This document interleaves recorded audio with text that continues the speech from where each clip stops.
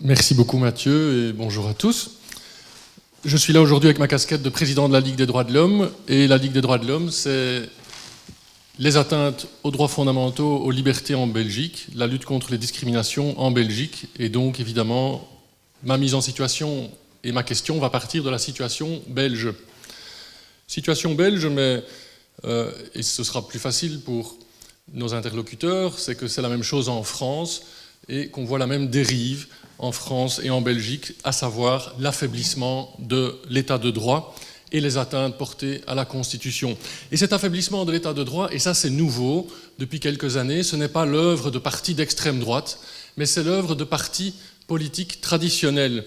Et ce n'est pas pour rien que déjà il y a 2 ans en Belgique, on a pointé le fait que le programme du parti d'extrême droite historique en Belgique, le Vlaams Blok, devenu Vlaams Belang, avait été repris, par exemple en matière de lutte contre l'immigration, parce que c'est comme ça que c'était intitulé, avait été repris et mis en œuvre, en partie en tout cas, par les partis traditionnels, et que toutes ces questions liées à l'immigration, ouvertement xénophobes, qui avaient justifié à l'époque le cordon sanitaire dans les années 90, eh bien aujourd'hui, soit étaient mis en œuvre, soit n'étaient plus du tout tabous. En Belgique, le Vlaams Blok, Vlaams Belang, mais repris par d'autres. Mais en France, on peut parler aussi des républicains qui dépassent le Front National sur leur droite quand on entend dans le débat sur la primaire en France un Nicolas Sarkozy dire qu'il veut interdire le port du voile dans la rue. Même Marine Le Pen n'a pas osé en rêver, mais Nicolas Sarkozy va le faire. Et ce repli nationaliste identitaire, ce qu'on appelle en flamand chez nous, et qui était le slogan du Vlaams Blok à l'époque, le eigen volk eerst, eh bien, est remis aujourd'hui au goût du jour face aux défis qui nous attendent et qui se présentent à nous.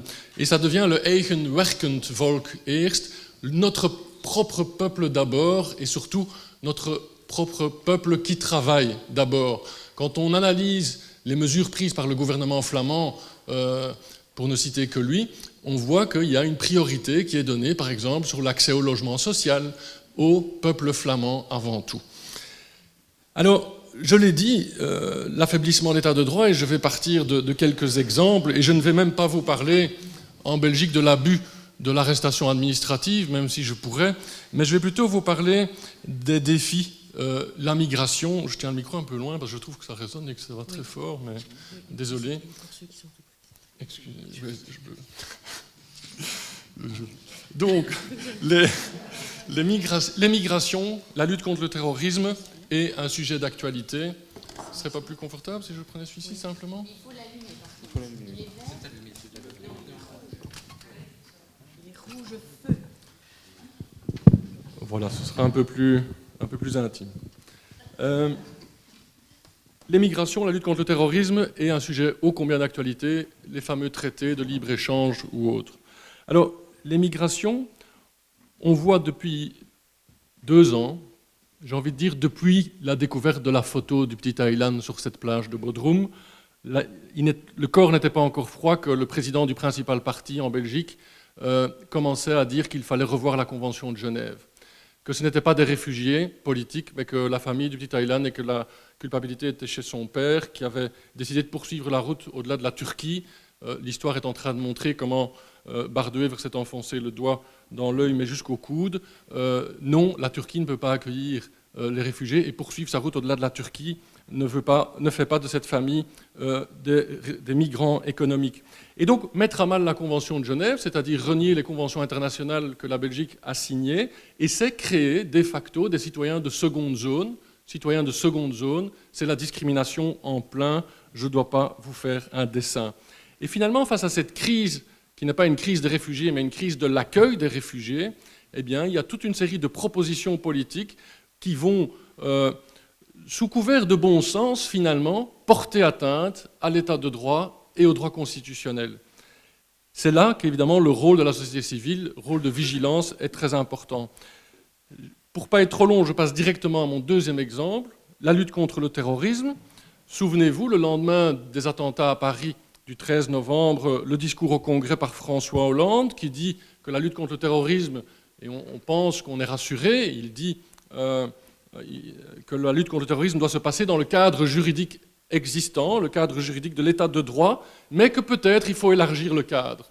Et c'est évidemment là les paroles inquiétantes, c'est que si on a un cadre juridique, un état de droit, c'est surtout pour quand tout va mal et pas seulement pour quand tout va bien. Et si quand tout va mal ou quand on est confronté à une difficulté, on élargit le cadre pour justement que les mesures prises rentrent dans le cadre juridique de l'état de droit, eh bien, le ver est dans le fruit. Sarkozy, de nouveau lui qui a traité ouvertement, je ne pense pas qu'un homme politique de ce niveau-là, même si je mets le niveau entre guillemets, aurait osé il y a 20 ans dire ce qu'il a dit par rapport à l'état de droit et la Constitution. Il a traité ça d'argutie juridique. Et là, on voit évidemment la dérive populiste pour plaire à un certain électorat, pour surfer sur les craintes et les peurs légitimes des citoyens. On utilise un langage musclé en se disant « nous, on ne va pas s'encombrer de ces arguties juridiques, on va vous protéger envers et contre tout ».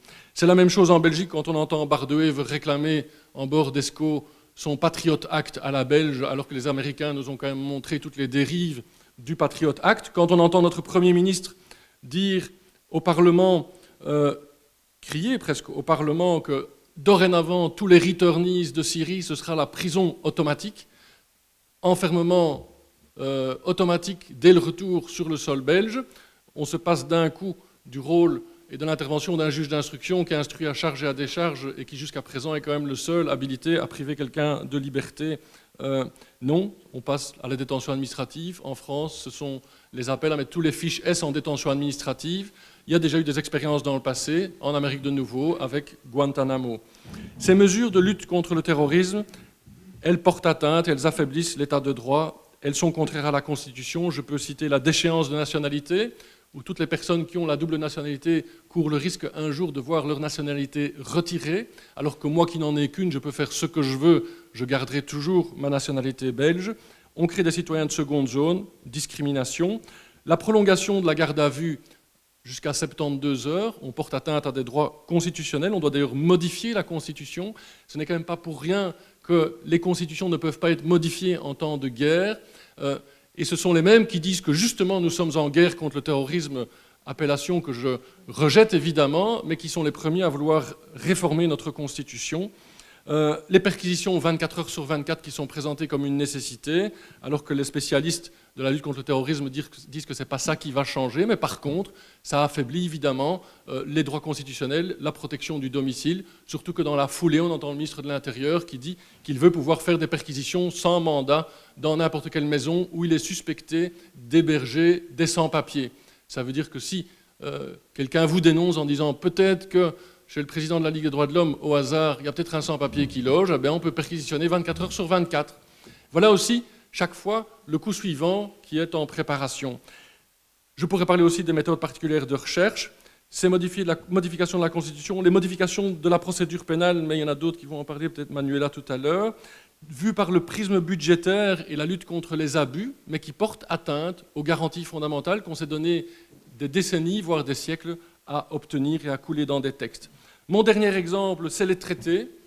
Je vais commencer par le traité budgétaire, le fameux TSCG, qu'un front d'associations a attaqué devant la Cour constitutionnelle, donc ce traité budgétaire imposé de l'Europe.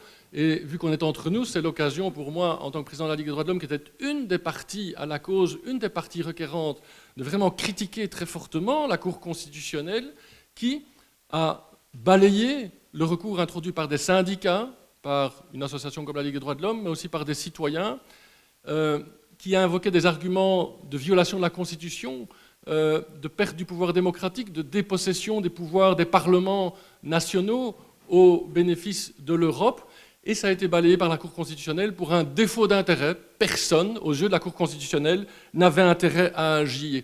Alors, on peut se poser la question, évidemment, et c'est peut-être lié à la composition de la Cour constitutionnelle qui, en Belgique, est composée pour moitié d'anciens politiques faisant partie des mêmes familles politiques que ceux qui ont voté ou présenté la loi d'assentiment au traité constitutionnel.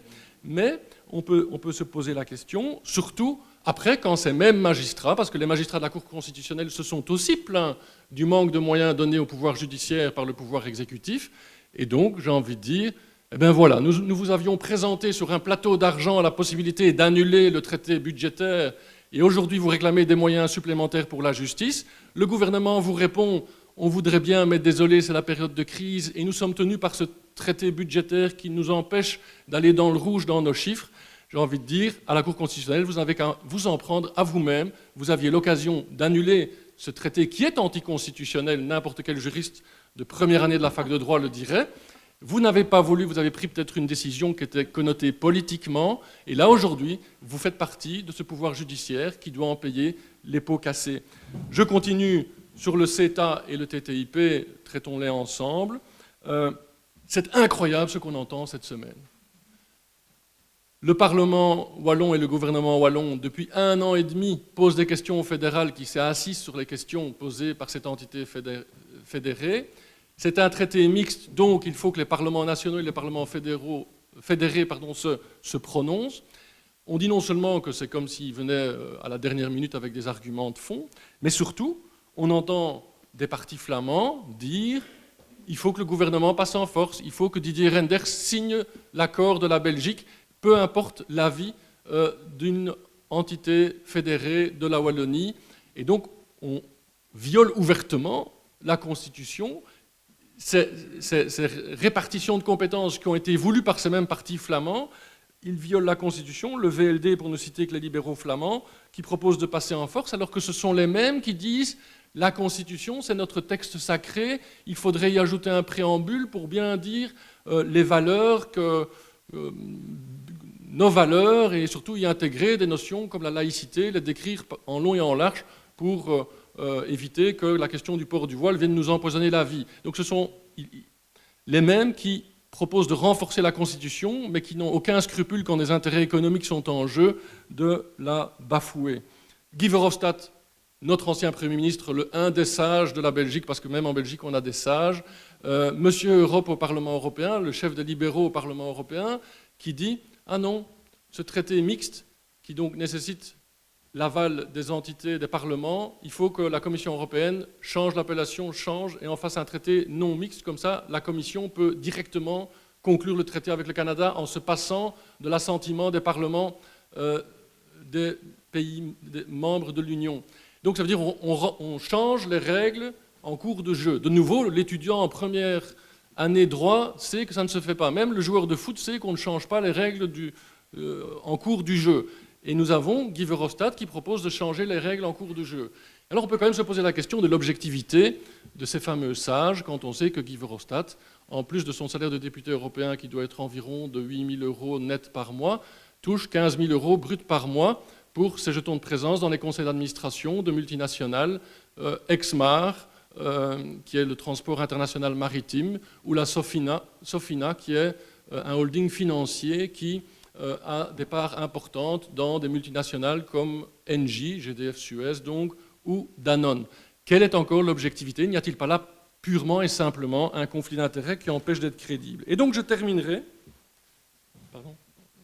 Je terminerai en faisant un détour, en disant l'importance de la Constitution dans l'état de droit. Moi, je connais qu'un seul pays démocratique, ou en tout cas qui se dit démocratique, qui n'a pas de Constitution.